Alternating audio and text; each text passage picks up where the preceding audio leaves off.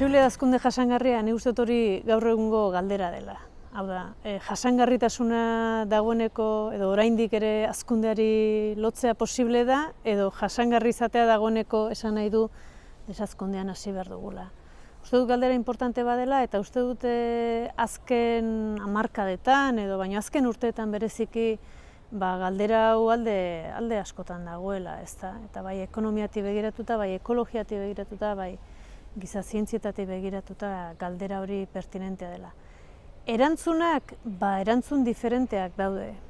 Ze desazkundea planteatzen denean, desazkundea zenbateraino, noraino, erabatekoa, ez erabatekoa, zer izango den, baina desazkundeak berez dagoeneko planteatzen du bizi dugun sistema hau gehiago edo gutxiago, baina mugak jarri eta beste modu batea bizitzeko beharrezkotasuna, ez da.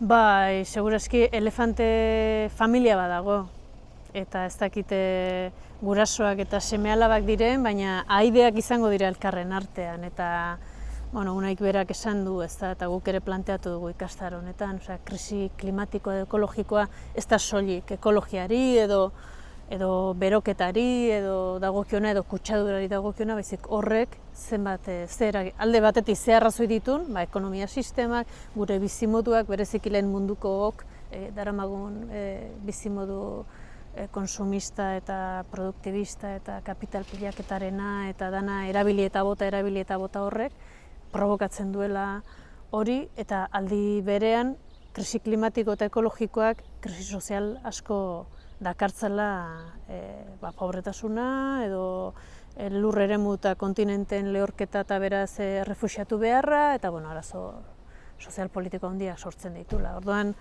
elefante bat edo elefante familia bat, baina hor dago, eta hortxe dugu, eta norbanako bezala ere bai, uste dut, kostatzen zaigula ikustea, eta berbat gu bizigaren mundu honetan, eroso eta gutxi asko ondo bizigaren honetan, ohartzea, krisi guzti horiek hemen daudela, eta gu ari garela bai provokatzen, bai jasaten, eta zientzilariak aspalditik ari dira alarma jotzen, eta batzutan iruditzen zaizkigu pixka bat oso muturreko mezuak botatzen dituztela, baina ez egia da hemen dagoela. Eta horien sintoma dagoeneko zait ikusten ditugun edo ez, baina badira, eta horietako seguraski nagusienena momentu honetan pandemia bera dugu, ezta? Nolabait, krisi ekologikoak ere parte du pandemia horren sorreran, ez?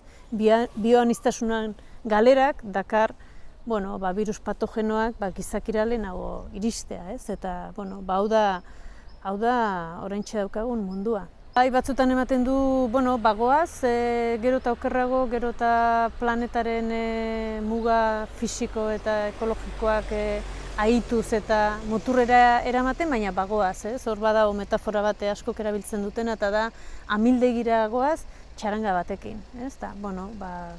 Bizi pozez eta kapitalismoaren festan goaz, eta amildegia hor dago, eta agian badakigu, baina agian bagoaz, ez? Agian ez da egongo edo pentsatzen dugu, ez? Eta Marina Garcesek bain zuzen hori esaten du, bagara gizartean non gure bukaera edo gure heriotza nolabait onartu dugun, ez? Eta beste ideia bat polita esaten duna da, hori baino lehen edo hori horrela izan da ere, onartu behar duguna da planeta mugatu baten, finitu baten bizi garela, eta beraz horren arabera. Muga hitza dagoeneko hitz agian esanai ezkorra edo gustatzen zaigun esanai baduela, baina dagoeneko muga gauza hon badela eta gure bizitzetan sartu behar dugula. Muga konsumoari, muga garraio bidei, muga energia ustiaketa eta guzti hori, ez? Muga salbatuko gaitun zerbait bezala, ez? Hori da, gu nahi genuen lehenengo zientzialarien eskutik pixka bat jakin, sakonago eta konplexuago zer gertatzen ari da, ez? Ni neuentzat ez jakin xamarra naiz, orduan, hau da gertatzen ari dena edo hau da krisi ekologiko klimatikoa deitzen diogun alde diferenteak. Bigarrena da, horren aurrean zen marko jarri ezakegu, nola pentsatu ezakegu, eta hirugarren partea pixka, lekuan lekuko alternatibak ere badaude Euskal Herrian, da horietako batzuk ekarri ez bat, deskarbonizazioari begira, Goien erreke egiten duena, energiaren ustiak eta erabilera eta lorpena beste modu batea egitea, Beste bata jauregi etxaldea, nolabait agroekologiaren bidetik, elikagaiak sortzeko modua, konsumitzeko modua, merkaturatzeko beste eredu bat.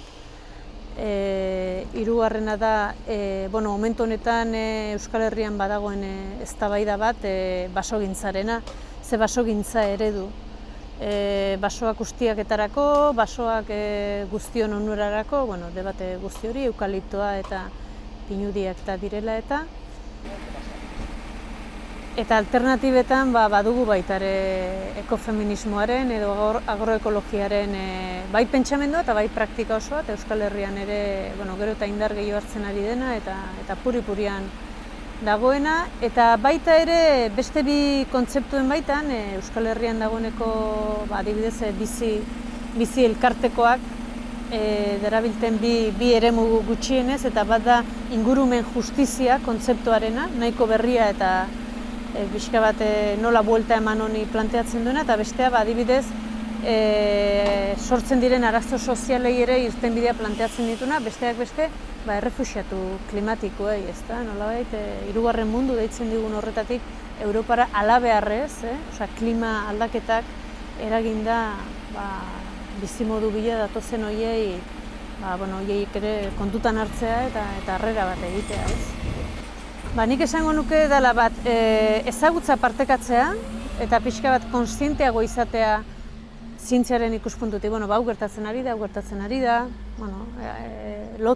elkarri lotuta dauden fenomenoak direla, konplexuak direla. Eta horren aurrean ez nuke nahi, errealista bai, errealismoaren printzipioa, baina aldi berean alternatibak ere posible izan behar dute eta badira, dagoeneko batzuk martxan dira, eta bai praktiketan eta baita ere pixka bat gure burua pentsatzeko moduetan eta munduari begiratzeko moduetan, eztabaida abiatu edo eztabaida datorrena segi eta gure alea jarri horretan, ez? Eta hemen bildu garenok, pixka bat joan gaitezen beste modu batez. Zerbait gehiagorekin jakinda eta notizia guztiak ez dira onak izango, baina bidea badago eta bidea guztiok egin behar dugu.